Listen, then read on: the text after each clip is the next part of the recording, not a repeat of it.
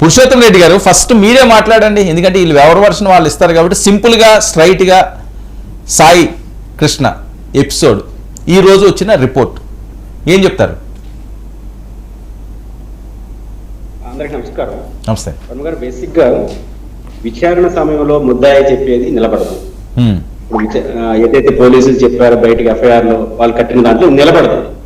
Judge ముందు చెప్పింది నిలబడుతుంది, కాకపోతే ప్రచారానికి ఉపయోగపడుతుంది. కాబట్టి పోలీసు విచారణలో భాగంగా ముద్దాయి చెప్పేవి రికార్డెడ్ గా సాక్ష్యంగా పరిగణించబడద్దు, వాళ్ళు విచారణకు ఉపయోగపడవచ్చు. రేపు కోర్టు జడ్జి ముందు ఆయన ఏం చెప్పబోతాడు అనేది కీలకంగా ఉంటుంది. ఇంకా విచారణ సంస్థ ఏమి నిరూపించబోతుంది అనేది ఈ సబ్జెక్ట్కి సంబంధించిన సాంకేతిక అంశం. రెండు, ఈ సమస్యకి ముగింపు రెండు జరగాలి. ఒకటి, తెలుగుదేశం ప్రభుత్వం లేదా కూటమి ప్రభుత్వం ఈ వారం రోజులుగా ఏదైతే స్టెప్స్ తీసుకుంటుందో అది ఆ తల్లి బయటకు వచ్చి మాట్లాడిన స్టార్టింగ్ లోనే ఈ చర్యలు తీసుకొని ఉంటే ఈ సమస్య ఉత్పన్నం అయిండేది కాదు స్టార్టింగ్ డే. రెండు, జనసేన వైఖరికి కూటమి వైఖరికి ఇది వ్యూహాత్మకంగా చేస్తున్నారా? ఈ వ్యూహాలు మీకే పెట్టుకొడతాయి. వ్యూహం అంటున్నాను ఎందుకంటే ముఖ్యమంత్రి గారు చొరవ తీసుకున్నారు, సిట్టి వేశారు, మర్డర్ కేసు పెట్టారు, అదే విధంగా ఆ తల్లిని ఓదార్చారు. జనసేన ఏం ప్రచారం చేస్తా ఉంది? ఒక రౌడీ ఎలిమెంట్ సమర్థిస్తారని. చంద్రబాబు నాయుడు గారిని విమర్శిస్తున్నారా, జగన్ గారిని విమర్శిస్తున్నారా? మీరు రౌడీ ఎలిమెంట్ తప్పైనప్పుడు మళ్ళీ ముఖ్యమంత్రి గారు ఎందుకు జోక్యం చేసుకున్నారు? కాబట్టి ఈ వ్యూహం మంచిది కాదు. అది ఆ పని మీరు చేసుకుంటా ఉండండి, ఈ పని మేము చేస్తామంటే రెండు బెడ్స్ మీకు వస్తాయి. ఫస్ట్ ఆఫ్ ఆల్ పాయింట్ ఏంటంటే ప్రభుత్వం మర్డర్ కేసు పెట్టింది, ఆ తల్లి ఇచ్చిన ఫిర్యాదు మీద. రెండు, సిట్టే వేస్తా ఉంది, సస్పెండ్ చేసింది, అరెస్ట్ చేసింది, జైలు పంపించింది. అంటే ఈ కేసులో ఫార్వర్డ్ స్టెప్ తీసుకుంది కదా ప్రభుత్వం, అది ముగించేవాళ్ళు. కానీ రౌడీ ఎలిమెంట్ ని సమర్థిస్తారంటే ఎవరు? ముఖ్యమంత్రి గారు సమర్థిస్తున్నారా, ప్రతిపక్ష నాయకుడు సమర్థిస్తున్నాడా? ఈ వైఖరి కూటమికి నష్టం. ఈరోజు అర్థం కాకపోవచ్చు, అధికారం ఉంది కాబట్టి ఫ్యూచర్ లో మీకు అర్థం అవుతుంది. ఈ స్టెప్స్ మంచిది కాదు. కూటమి ఉమ్మడిగా నిర్ణయం తీసుకోండి. రౌడీ ఎలిమెంట్ అయినంత మాత్రాన మీరు ఈ టైప్ ఆఫ్ ట్రీట్మెంట్ ఇస్తారా? ఈ రాష్ట్రంలో ఉన్న రౌడీ షీట్లందరికీ ఇదే ట్రీట్మెంట్ ఇస్తారా? ఒక పాలసీ రూపొందించుకుంటారా? రాష్ట్రంలో రౌడీ షీటర్స్ చాలా మంది ఉంటారు కదా, ఈ స్టాండ్ తీసుకుంటారా?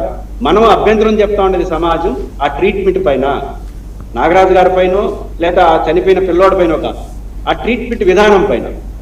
కస్టడీలో చనిపోవడం, ఆ తర్వాత కాల్ చేశారనే ఆరోపణలు, దీనిపైన కదా అభ్యంతరం. ఈ రెండింటి పైన అభ్యంతరం తప్ప, ప్రాసెస్ పైన అభ్యంతరం తప్ప అతను హీరో అనో, అతను గొప్పవాడనో, ఇతను సిఐ గారు మంచివాడో చెడ్డవాడని చర్చే కాదు పౌర సమాజం చేస్తాను. పార్టీలు చేయొచ్చు, పౌర సమాజం చేస్తే ఈ ట్రీట్మెంట్ మంచిది కాదని, ఈ ప్రాసెస్ మంచిది కాదని. కానీ ఆ ప్రాసెస్ ఆపే ప్రయత్నం ప్రభుత్వం చేస్తున్నప్పుడు కీలక భాగస్వామ్యంగా ఉన్న పార్టీ రౌడీ షెడ్యూల్గా అన్ని చోట్ల. తమాష ఏంటంటే వర్మ గారు, తెలుగుదేశం పార్టీ నాయకులు ఎట్లాంటి ప్రెస్ మీట్లు పెట్టారు? చాలా ఈ వ్యూహమే మీకు నష్టం అంటున్నాను. ఆంధ్రప్రదేశ్ లో తెలుగుదేశం పార్టీ నాయకులు ఎక్కడ ప్రెస్ మీట్లు పెట్టి రౌడీ షీట్ అనట్లా, జనసేన మాత్రం అంటుంది. ఇదేం రాజకీయం నాకు అర్థం కాదు. అన్ని జిల్లాల్లో ప్రెస్ మీట్లు పెడతారు, రౌడీ ఎలిమెంట్ అంటారు. వాళ్ళేమో సమస్య పరిష్కారం కోసం ఫార్వర్డ్. ఈ వ్యూహం మానుకుంటే మంచిది. ఈ వ్యూహాలు వర్షం మొదటి అంశం. రెండోది, ప్రధానంగా నేను అనుకుంటుంది కులం. వర్మ గారు, బేసిక్ గా మన రాష్ట్ర రాజకీయాలు కులం చుట్టూ తిరుగుతున్నాయి, వాస్తవం. ఇప్పుడు రెడ్లు ఉంటారు, జగన్ మా వాళ్ళు అనుకుంటారు, కమ్మాలు ఉంటారు, చంద్రబాబు గారు మా వాళ్ళు అనుకోవచ్చు, కాపులు ఉంటారు, మనోడు కూడా ముఖ్యమంత్రి అయితే మంచిది కదా అని అనుకోండదు. దాన్ని మనం పెంచలేదా వర్మ గారు? రాజకీయ పార్టీలు పెంచి పెద్ద చేయలేదా? ఆశల్ని ఓట్లు వేయించుకోలేదా? ఇప్పుడు వాళ్ళు మా కులం కాబట్టి రమ్మనంటే కులం వద్దు అంటే ఎట్ట కుదురుతుంది? కులం పాటించద్దండి, కానీ బాధ్యత తీసుకోండి.